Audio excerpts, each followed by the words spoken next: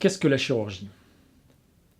Chaque équipe pratiquant les interventions de chirurgie de l'obésité a des habitudes spécifiques qui peuvent varier d'un hôpital à l'autre, et même d'un patient à un autre. Les explications de la chirurgie sont fournies par le chirurgien.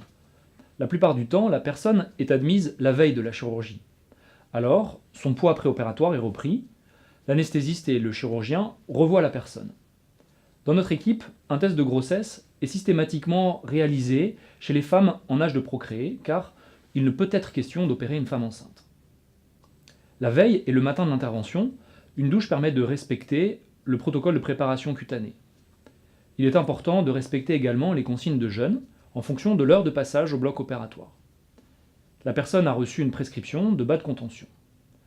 L'accueil au bloc opératoire est réalisé par une infirmière qui, après avoir vérifié la checklist, qui contient notamment l'identité, la présence d'allergies, le type de chirurgie, conduira la personne en salle d'opération. La chirurgie de l'obésité, quel que soit le type d'intervention retenu, est réalisée par cœlioscopie, excepté en cas d'antécédent particulier.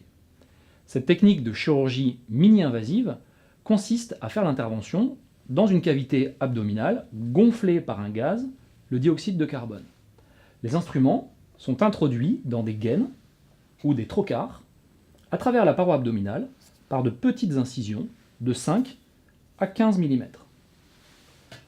Le nombre d'incisions dépend des habitudes de chaque chirurgien et du type d'intervention.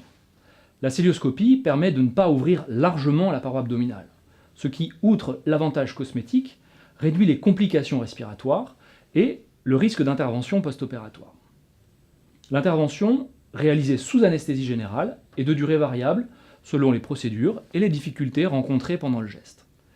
Globalement, entre 45 minutes et 2 heures. En post-opératoire, après un séjour en salle de réveil de 2 heures environ, la personne remonte dans sa chambre, ou parfois en service de soins intensifs. Ceci est prévu avant l'opération, en fonction des antécédents, notamment respiratoires. Au réveil, le plus souvent, il n'y a pas de sonde nasogastrique ni urinaire. Mais il est possible qu'il y ait un drain qui est laissé pendant 1 ou 2 jours. Dès le soir de l'opération, après le passage du chirurgien, on autorise à boire quelques gorgées d'eau claire. La réalimentation sera ensuite progressive avec des consignes qui sont données par la diététicienne du service. La sortie est prévue entre le 1er et le 3e jour post-opératoire, selon l'intervention réalisée.